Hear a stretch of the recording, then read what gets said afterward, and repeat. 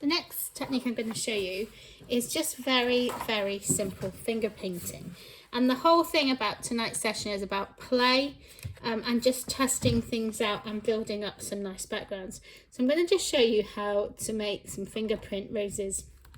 And again, you're going to need to have a think about your palette and what you want them to look like, what colours you want to use, and have that prepared before you start. So get your colours ready before you go. And you kind of start by doing a small C. You can see that. And then you're going to do a small C back the other way around it. Kind of like that. And then you're going to do kind of 3 curvy shapes round the outside. So you're going to come round, going to come round, and you're going to come into this space here. So you've got this nice kind of effect of a flower, and you don't have to do it just with one flat color. You can add some darker areas so you build up a bit of interest into your flower. You can blend as you go, which kind of can be really nice. And you can play a bit with it, so see what you like. If you think it looks a bit odd, you can add some more. You could go even bigger, add some more bits around the outside. And this is about being rough. It's not about being really neat and really perfect. This is about playing, about feeling the paint, and just kind of being free to be creative. And you'd fill up your whole page with this kind of effect, these interlinking, curving kind of shapes. Now, don't worry if you go off your page, because you want to fill the space. You want it to look like it's completely full with roses. Mine are very rough today, but that's okay, because that's what I'm going for, this kind of rough background of effect. I'm liking these pinks, so I'm kind of staying in these pink tones. And I'm just gonna blend in some yellow, so I'm gonna come into kind of like a peachy kind of colour, which is a bit, add in some peachy orangey into my page. And again, for this one, you need quite a lot of paint, because you need to kind of smoosh it. Kind of going for that smooshy effect. Big technical word there, smooshy. And so you just keep building up in that similar kind of way until you've got a whole page that's kind of filled in with these kind of fingerprinted roses, until your page looks like you want it to look. And again, there's no right or wrong way to do this. It's just about being creative. I think flowers are quite a nice backdrop for the book of Esther and for the story of Esther. In some ways, she's kind of this very feminine character, isn't she? Although with this element of steel running through her, I think she's very brave. If you make a mistake, and just kind of go over it and blend it in.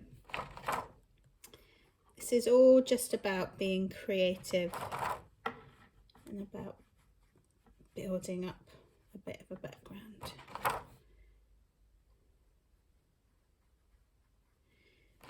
If you want a smaller rose, try and use a littler finger, or just kind of have them with less petals on.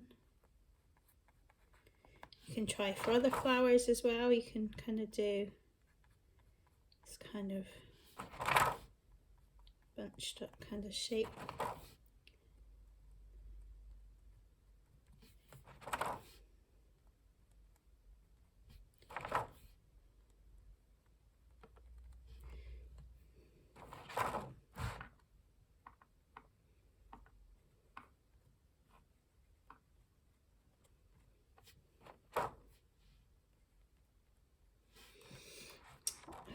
just play, just have a play and see what you like. See what comes out. And then you need to add some leaves, so you're going to want some kind of green for that, maybe some bluey greens, some yellowy greens, and you can kind of just do some leaf shapes. I'm not letting mine dry between this, but you might want to let your layers dry and then build up on top of them. And in the same way you could build up your roses, so you could have kind of like a background layer of roses and then some more in the foreground. I'm just mixing some greens, some blues, some yellows here to kind of give me a different variety of shades for my leaves. You're just kind of just going for it, really, just playing, just creating some kind of backdrop.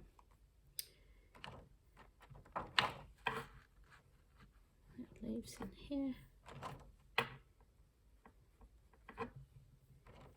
Just filling up some of the space.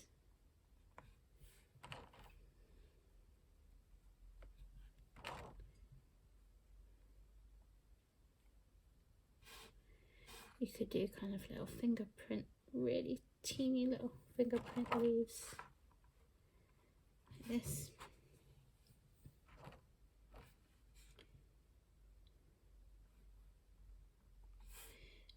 Do more than 2 of each one, but it's all about kind of creating this backdrop, and you can create other flowers on top. I want to have some kind of berry flowers.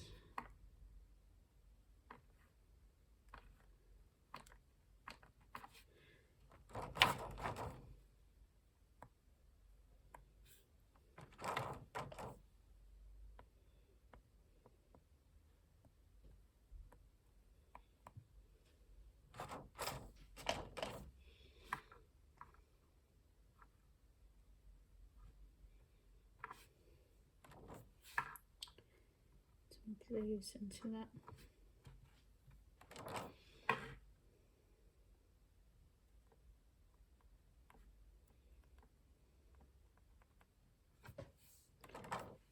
Odd numbers are good, so try and stick to things in odd numbers if you can.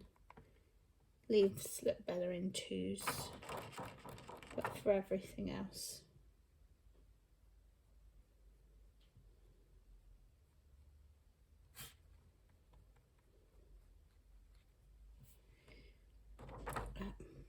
just kind of take your, just kind of build up around the edge, so just adding in some, could be kind of the edge of a flower, just a little bit of a, bringing it in. And you just basically keep building up until you've got something that you're happy with, till you've got something that you like. And like I said, you could build even more flowers on top of this. And then you can do one of 2 things. You can again just use this as a backdrop. You can then put words and things on top of it, or before doing that you could draw into these flowers and you could add outlines and shapes. You could draw around the leaves and you could make a kind of pattern that way.